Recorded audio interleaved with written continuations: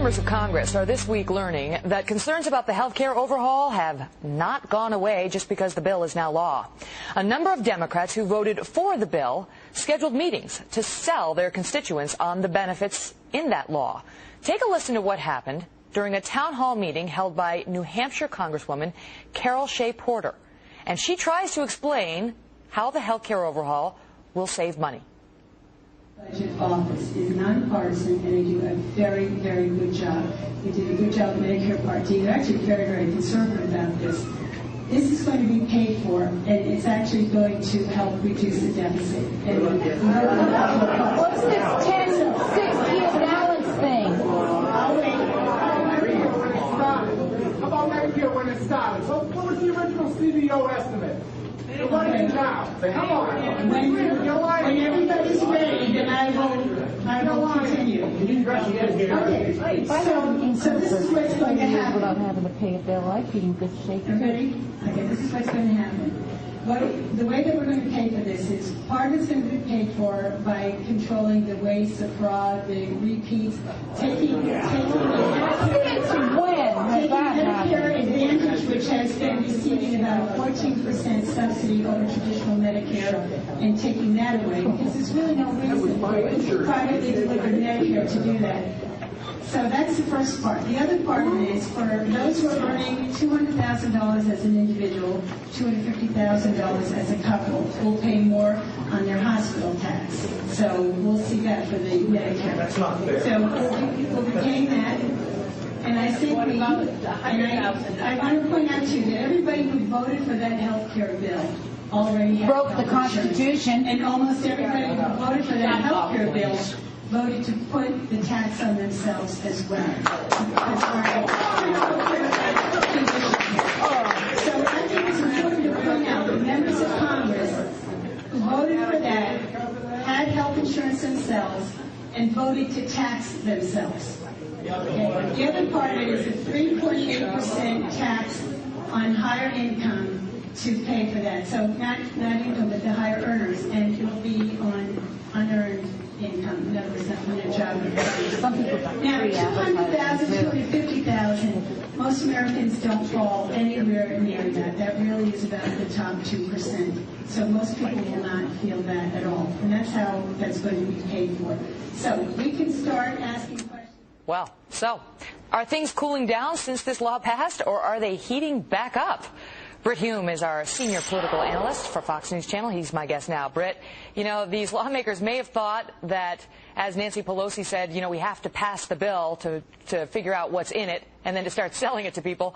Not so much success selling it to the folks in New Hampshire at that town hall in any event.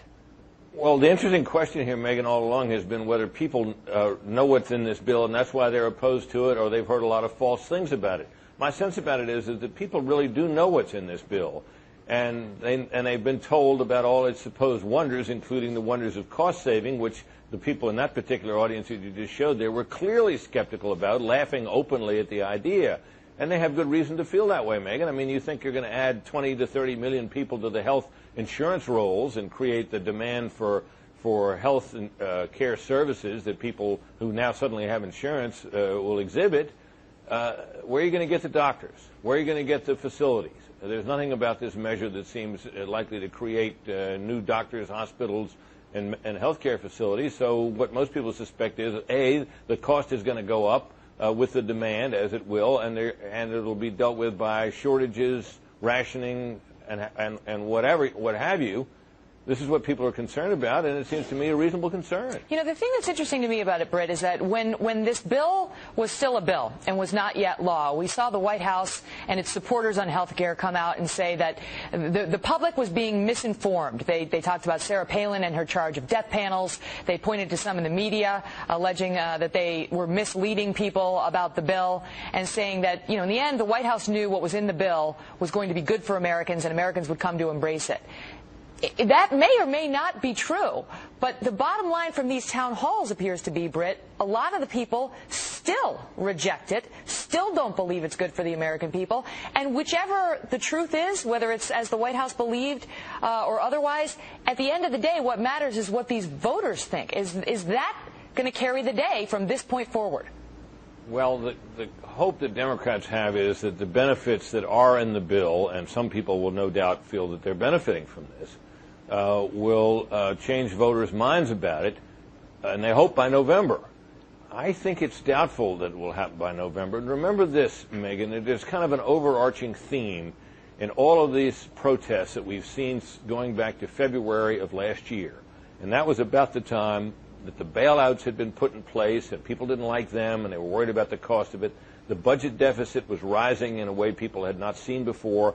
And on top of that came that $787 billion stimulus package, which had so many apparently wasteful projects in it. People really hated that. And that gave birth to all of this. And we have seen a rise in the public's anxiety about debt and deficits to a level that I've never seen before. This bill adds to that in the minds of its critics and in the minds of many people. And that is not going to change. That attitude is not going to change, it seems to me, by November. People are still going to believe that this thing will not reduce costs and will indeed add the deficit. And the poll numbers show that that's what people believe. Yeah, and not just debt and deficits, but big government. I've got to go quickly, Britt, so just your reaction on that. The big government threat that we're seeing, especially in places like New Hampshire. That is part of the whole worry about it's the size of the spending and the size of the government as well. Two sides really of the same coin. Yeah. Britt Hume with a View, thanks so much for being here. Thanks, Megan. Always good.